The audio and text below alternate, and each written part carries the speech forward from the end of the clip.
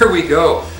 From one extreme to the other, we started with a faux bucktail clouser minnow. Now we're doing a size 12 trout fly.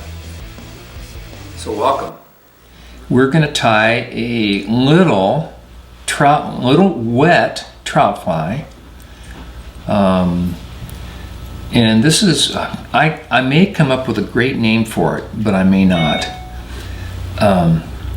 This is a fly that I would fish on the Willamette or the McKenzie or the Deschutes or the Rogue. I've got a little bit of wood duck here for the tail.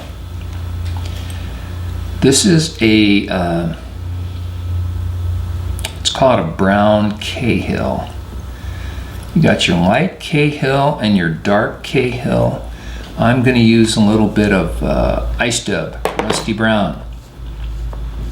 This is not rocket science.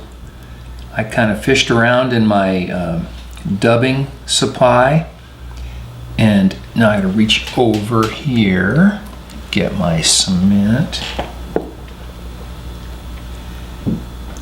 I reached into my supply of dubbing, and I just looked for something that looked pleasing, and I grabbed this rusty brown ice dub. I could have used a gray. I could have used a tan. I could have used an olive. And guess what? I forgot my, here we go. This is what happens when you're making these videos. You forget to do things.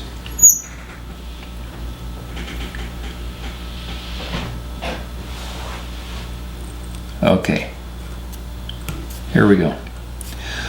Why did I unwind that? Oh, I didn't have to. Where's my wire?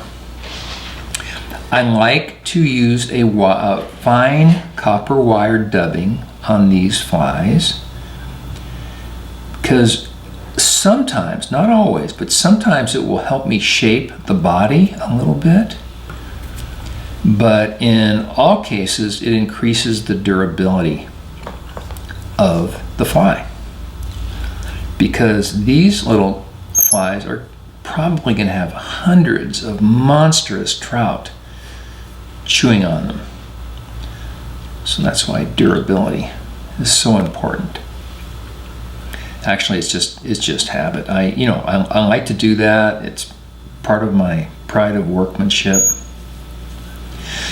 So this is a fly. This is a pattern. If you're watching this video and you think, gosh, I'm pretty sure I've seen something just like this before, you're absolutely right. But it never hurts to reinforce what? To reinforce the ideas. And maybe my rambling takes a little bit different tack this time. So I'm gonna, and by the way, I haven't tied one of these for ages. I'm looking for a nice soft, I could call it a soft brown hackle or brown soft hackle. This is a little hen cape, brown. It's not easy getting soft hackles that are in this size range these days. You kind of have to look for them and get them when you can. I'm tying this feather in by the tip.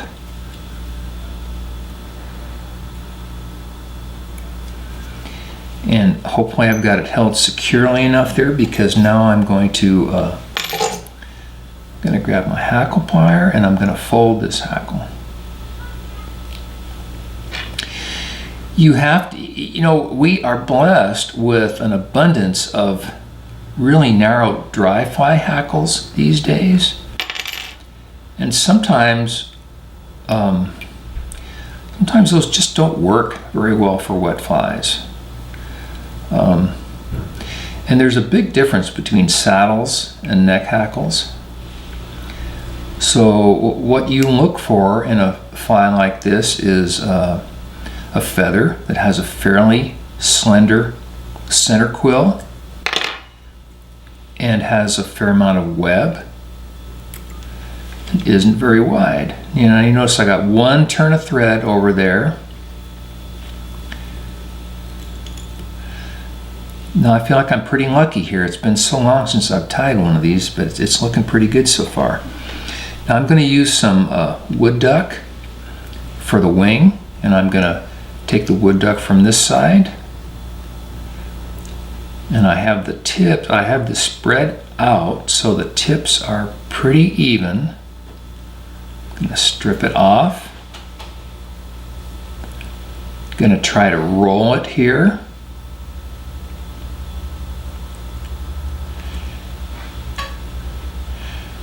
And I think I have about the right amount. Now I don't want this to be long like that. I want it to be fairly short. And actually I have more than I want, and some of those strands are not the right length. So I pulled them out. So I want that back about to the end of the body. So that looks about right. So up loose between my thumb and forefinger, now tighten down. Make sure it doesn't roll. We're not spinning deer hair here. Spread it out a little bit, and now with my fine point scissors. Now this, as winging material, this is pretty generous. It is pretty kind. I'm using a 10/0 thread here. I might even use a 12/0 next time. That just reduces the bulk. I like the red color here. You could choose a brown as well. A little bit of cement on the head. Rotate it. I feel like I'm showing off a cat in a cat show. Here you have side view, bottom view, and top view. Anyway, this is a real fun this is a really fun fly to tie and fish. And even though it's quite small, this is a great sea run cutthroat fly as well. Hope you enjoy it. See you out on the water.